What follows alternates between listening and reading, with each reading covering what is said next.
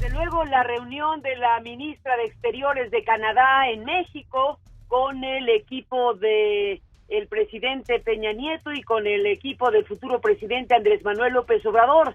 Recuperamos algunos momentos de lo que fue la conferencia de prensa entre Chrystia Freeland, Luis Videgaray, secretario de Relaciones Exteriores, y el señor Ildefonso Guajardo, el secretario de Economía de México. Esto es parte de lo que dijeron ayer. La instrucción que tenemos del presidente de la República, el licenciado Enrique Peña Nieto, es trabajar de manera absolutamente coordinada, armónica, con el equipo del licenciado Andrés Manuel López Obrador. Es por México, es en el interés de México que exista no solamente una transición ordenada y eficiente, sino que México presente un frente común ante el mundo, particularmente ante el gobierno de los Estados Unidos. Vemos con beneplácito, con entusiasmo, los acercamientos que hay entre el equipo del presidente electo, el virtual presidente electo Andrés Manuel López Obrador y el gobierno de los Estados Unidos, y hemos expresado al equipo del licenciado López Obrador todo nuestro apoyo para que estas conversaciones y estas negociaciones lleguen a buen puerto.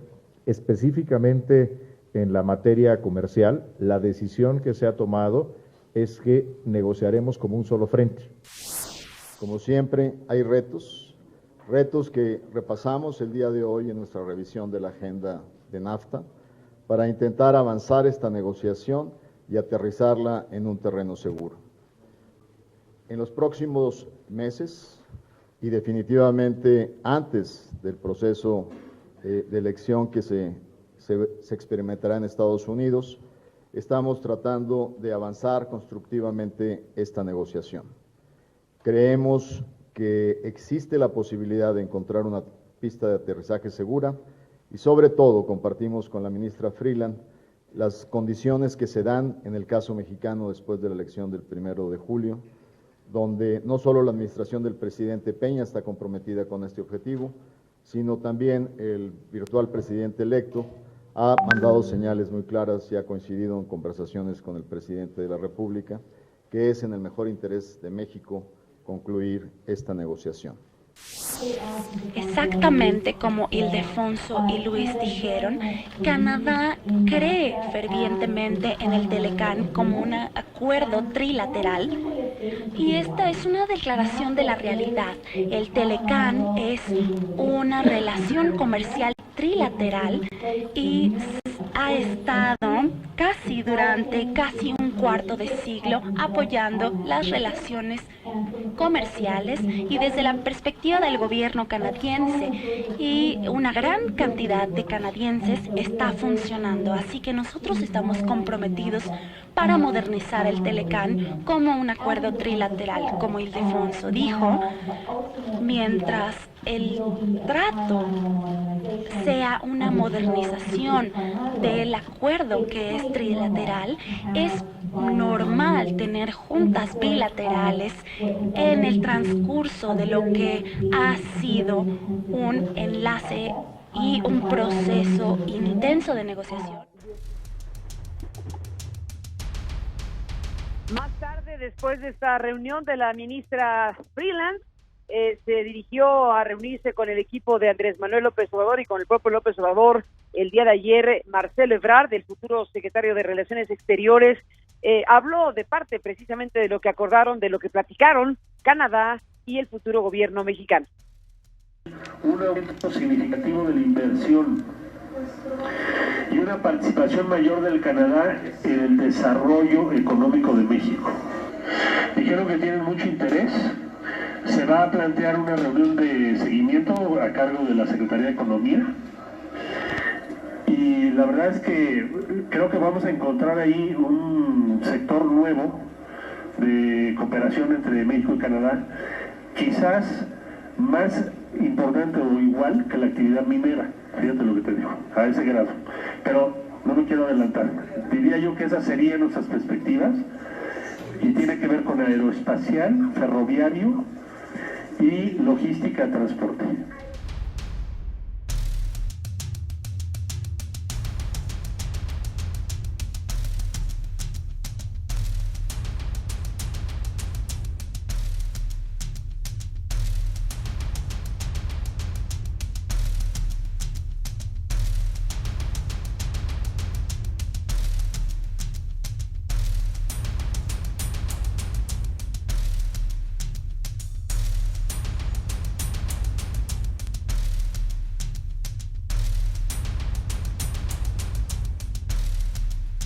Y bueno, pues así estuvieron las cosas ayer con el tema de Canadá, México y estos encuentros con la ministra Freeland. Los seguiremos más de cerca esta mañana. Por lo pronto está el planteamiento que hace Andrés Manuel López Obrador y su equipo, el equipo negociador, el futuro equipo negociador de López Obrador para el tema del TLC, encabezado por Jesús Seade. Bueno, pues ha dado una entrevista de Wall Street Journal y en esta conversación habla de que habrá flexibilidad en las reglas de origen con el Telecán. Es una entrevista que recupera Reforma a través de lo que publica The Wall Street Journal. El equipo de López Obrador ofreció flexibilidad al tratar los puntos conflictivos del Tratado de Libre Comercio. Así que, pues vamos a ver cómo se ponen las cosas en temas como las reglas de origen en el sector automotriz y en mecanismos de resolución de controversias. Pues ahí hay dos de los grandes asuntos que han tensado enormemente la relación entre los tres países, sobre todo con las posturas del gobierno de Donald Trump. Así que este último aspecto de resolución de controversias se refiere a los conflictos entre inversionistas y estados en los cuales se permitiría a los primeros enfrentar las acciones de un gobierno extranjero. Así que ahí está pues una declaración a The Wall Street Journal que también habremos de seguir de cerca. Se va a incorporar, como nos contó Jesús Seade en una entrevista que sostuvimos con él en CNN esta semana. Nos contó Seade que se incorporará precisamente a Washington, o en Washington, mejor dicho, a las negociaciones del Tratado de Libre Comercio del actual gobierno. Estarán simultáneamente, estarán sentados, estarán en un frente común, se ha dicho, el gobierno saliente y el gobierno entrante de México.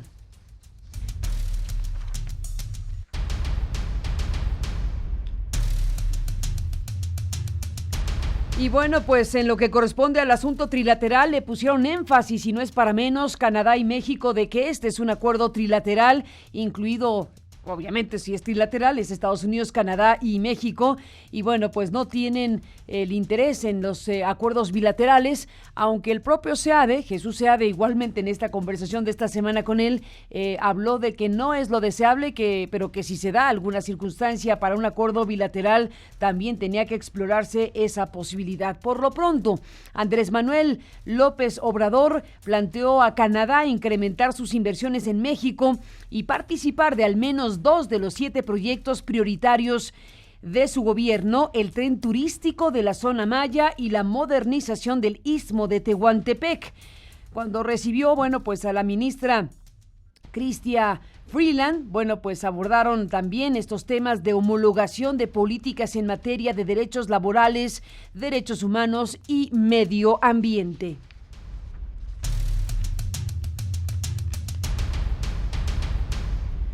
Por cierto, que los secretarios de Relaciones Exteriores, Luis Videgaray, y de Economía, Ildefonso Guajardo, se encuentran ya en Washington para reanudar la renegociación del Tratado de Libre Comercio de América del Norte. Y como decíamos, estará ahí también, ya se ve la foto de los tres. Ya se ve la foto de Videgaray, Guajardo y Seade, esta imagen de los tres con su respectiva maleta. Es una imagen muy sugerente de ir en un frente común para negociar el Tratado de Libre Comercio. Una transición pues muy interesante la que se está dando de poderes en México, una transición civilizada, una transición digamos en sintonía con la importancia y la gravedad de lo que tienen en las manos para negociar un acuerdo comercial que ha regido la vida económica, la vida comercial de Canadá, Estados Unidos y por supuesto México. Así que ahí está la imagen, la foto en el aeropuerto con su respectiva maleta rumbo a Washington. No sé si es que ya iban o ya llegaron, pero el caso es que están en algún aeropuerto. Se sugiere que es una imagen de aeropuerto. Los tres personajes, Jesús Seade del equipo de López Obrador y Guajardo y Videgaray del equipo de Peña Nieto.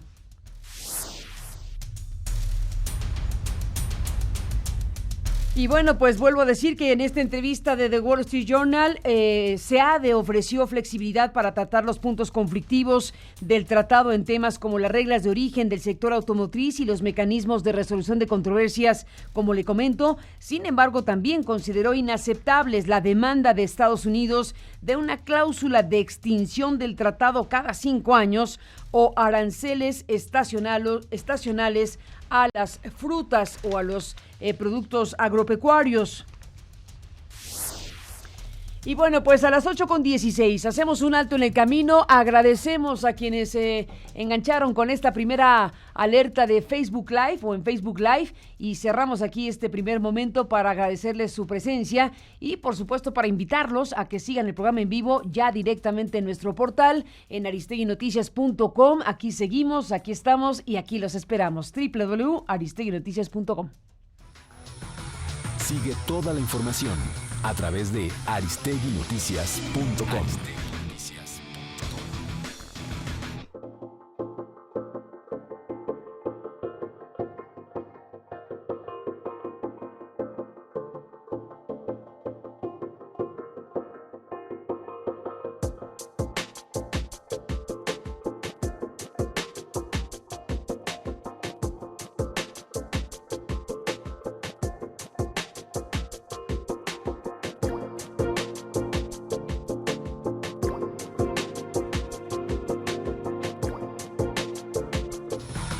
Sigue toda la información a través de aristeguinoticias.com.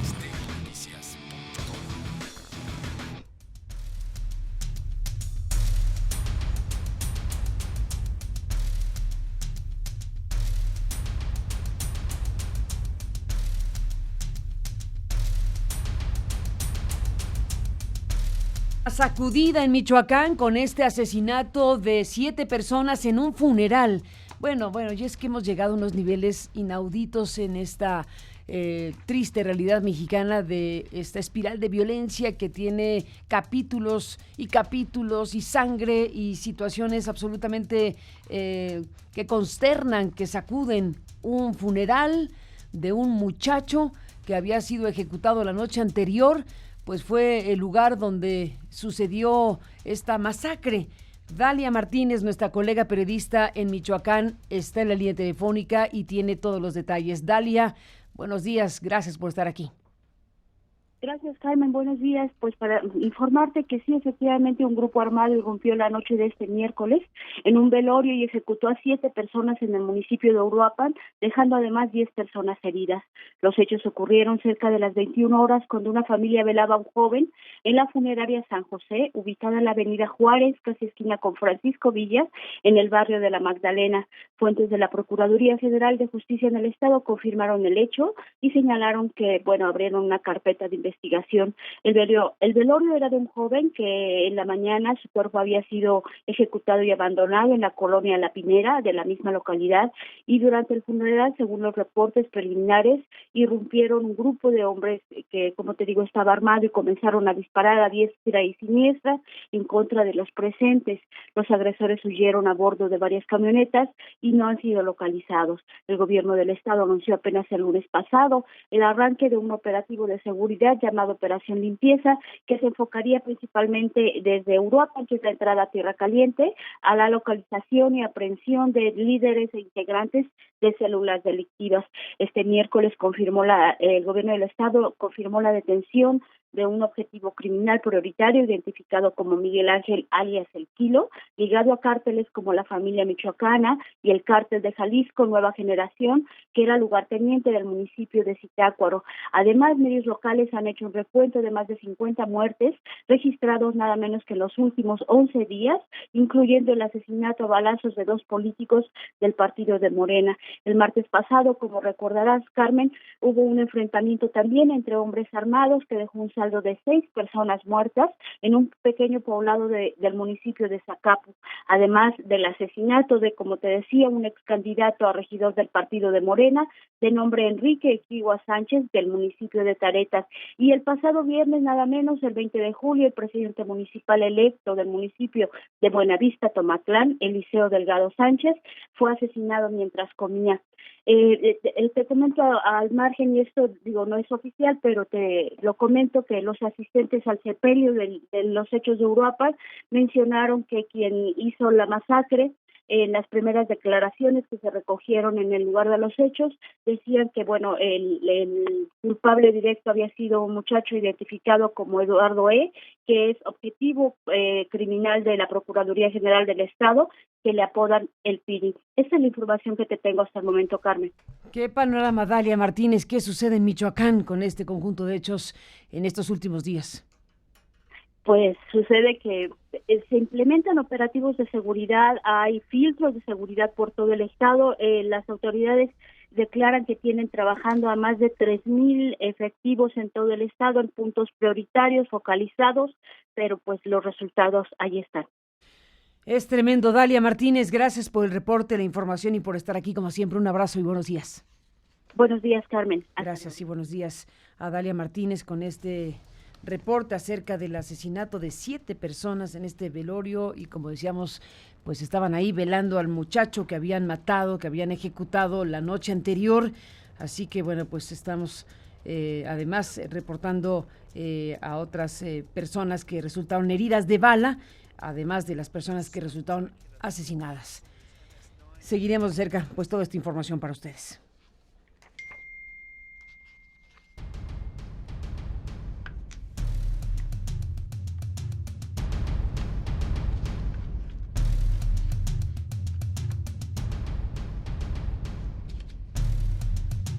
El Tribunal Electoral del Poder Judicial de la Federación emplazó a las empresas telefónicas a entregar al INE en un plazo de 72 horas el nombre y el domicilio de los titulares de las líneas desde donde se hicieron llamadas telefónicas en contra de Andrés Manuel López Obrador.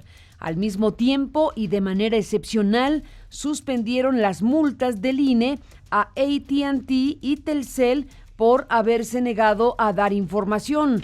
Los magistrados consideraron que no incurrieron en renuencia, sino en el temor fundado a violar la confidencialidad de las comunicaciones. Habla la presidenta del tribunal, Janine Otálora. Lo que sostienen los actores que estiman que la unidad técnica de lo contencioso del Instituto Nacional Electoral carece de facultades para requerirles el tipo de información que ya fue mencionada por quienes me antecedieron en el uso de la voz, consistente en nombres y domicilios de titulares de líneas telefónicas. En el proyecto justamente se precisa que esta unidad técnica sí tiene facultad para solicitar a las concesionarias el domicilio y nombre de sus suscriptores, siempre y cuando se trate de la investigación de posibles faltas a las normas electorales. Enrique Peña Nieto definió la reforma educativa como la más importante de su administración. Encabezó la Convivencia Cultural 2018 con los alumnos de quinto y sexto grado más destacados del país. Ahí defendió la reforma educativa de este sexenio.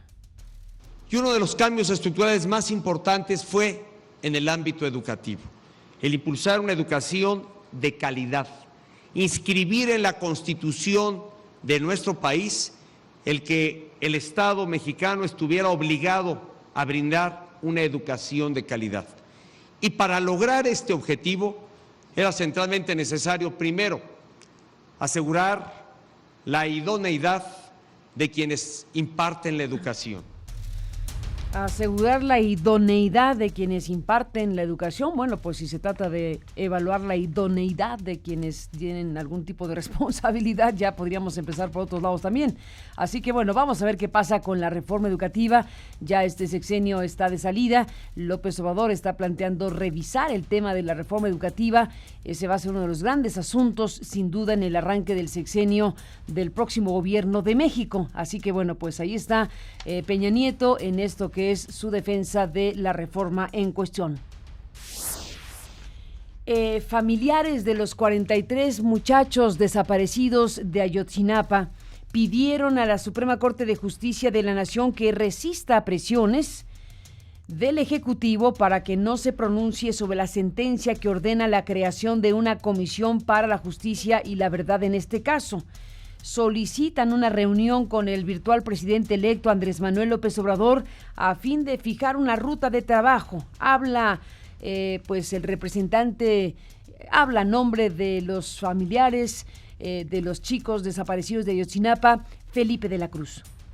Creemos nosotros y le decimos a todo México que no cabe duda que Enrique Peña Nieto forma parte de este crimen y que estamos seguros que en estos meses que le faltan por terminar su periodo de gobierno no vamos a tener respuesta, sino todo lo contrario, la represión. Entonces le exigimos que aunque no termine su mandato, que se vaya por inepto, por asesino y por corrupto, y que los padres de familia los señalamos de manera directa, porque hoy vemos cómo sigue protegiendo a los responsables de este crimen, ordenando se anule la creación de la investigación que nos llevaría o nos va a llevar a la verdad y se pueda hacer justicia. Un tema importantísimo el que se está jugando en estos momentos. El gobierno de Peña Nieto ha lanzado una enorme cantidad de recursos legales para impedir que se constituya la Comisión de la Verdad, esta Comisión de la Verdad para investigar el caso Ayotzinapa, que determinó en una sentencia de revisión de 4 amparos un tribunal de Tamaulipas. Esa sentencia existe, esa sentencia ordena la creación de esta comisión investigadora para la verdad y la justicia de Ayotzinapa, y bueno, tal como lo han dicho las organizaciones que representan a las víctimas de Ayotzinapa, más de 100 recursos legales, recursos jurídicos se han lanzado de todas las instituciones del Estado mexicano, en pocas palabras, para tratar de frenar que se instaure esta comisión de la verdad por Ayotzinapa. Se les va la vida en este tema. Ahí hay una historia que la sociedad mexicana tiene derecho a conocer. ¿Qué sucedió? ¿Qué ha sucedido realmente con el caso Ayotzinapa? Bueno, pues hoy hay una herramienta judicial, una herramienta producto de una sentencia judicial que tiene que ser cumplida, aplicada y que sirva para esclarecer el caso Ayotzinapa y que tengamos un camino diferente al que hasta este momento se ha recorrido para un tema que, bueno, pues es un tema que marca de lado a lado a la sociedad mexicana y desde luego a este sexenio de Peña Nieto.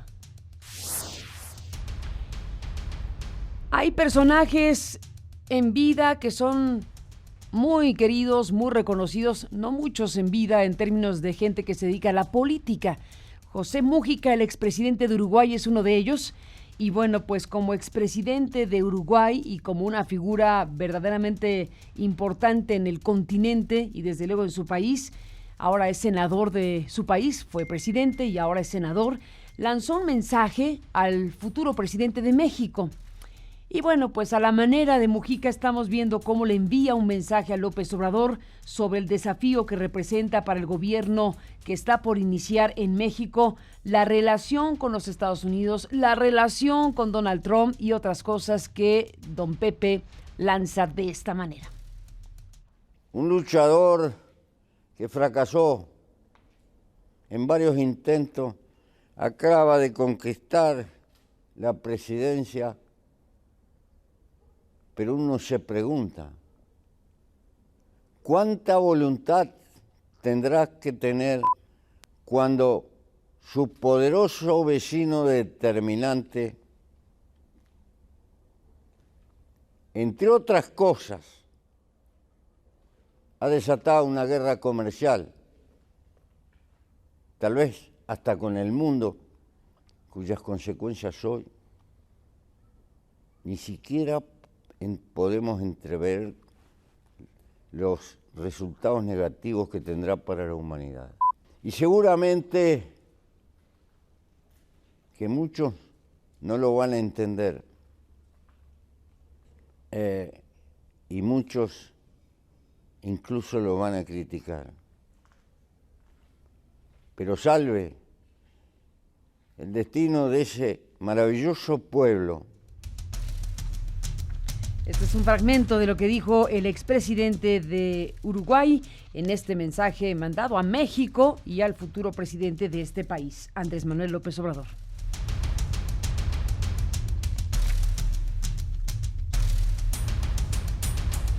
Bueno, habrá visto por todos lados la fotografía de Marte por todos lados, porque los científicos encontraron algo que es hielo, una capa de hielo en el planeta rojo, y bueno, pues eso es un hallazgo científico enorme. Por todo lo que se puede apreciar, la Agencia Espacial Europea confirmó la existencia de un lago subterráneo de agua, un lago subterráneo salado, con esta capa de hielo. Puede usted seguir las informaciones y los detalles en nuestro portal.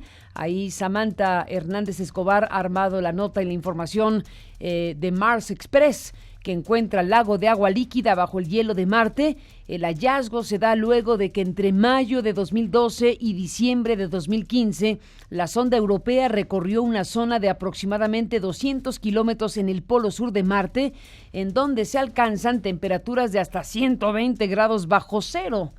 ¡Wow! 120 grados bajo cero. Investigadores italianos de la Agencia Espacial Europea encontraron un enorme lago de agua líquida bajo el hielo del polo sur de Marte. El hallazgo del cuerpo de agua se dio a conocer este miércoles en una publicación de la revista Science, en donde se reportó la hazaña de la nave espacial europea Mars Express, que durante 15 años ha sobrevolado esta zona del planeta rojo en busca de pruebas de vida. La evidencia del pasado acuático del planeta rojo prevalece en toda su superficie en la forma de vastas redes de ríos secos y canales de salida gigantescos.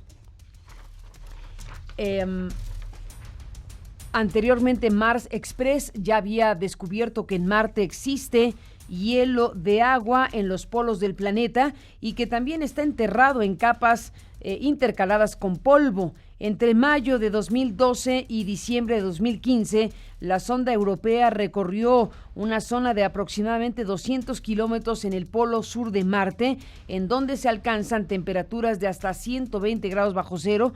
Para la misión se utilizó la herramienta Marsis, la cual envía señales de radio a la superficie del planeta y que, de acuerdo con Roberto Orosel,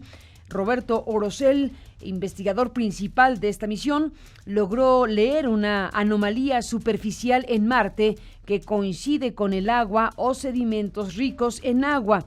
Hemos visto indicios de características superficiales o subsuperficiales interesantes durante años, pero no pudimos reproducir el resultado de órbita a órbita porque las tasas de muestreo y la resolución de nuestros datos anteriormente eran demasiado bajas, agregó Andrea Clochetti, gerente de operaciones de Marsis y coautor en este nuevo documento. Así que bueno, pues con el hallazgo los investigadores no descartan la probabilidad de encontrar más masas de agua líquida similares. Esta información que tomamos de la Agencia Espacial Europea con sus respectivas imágenes.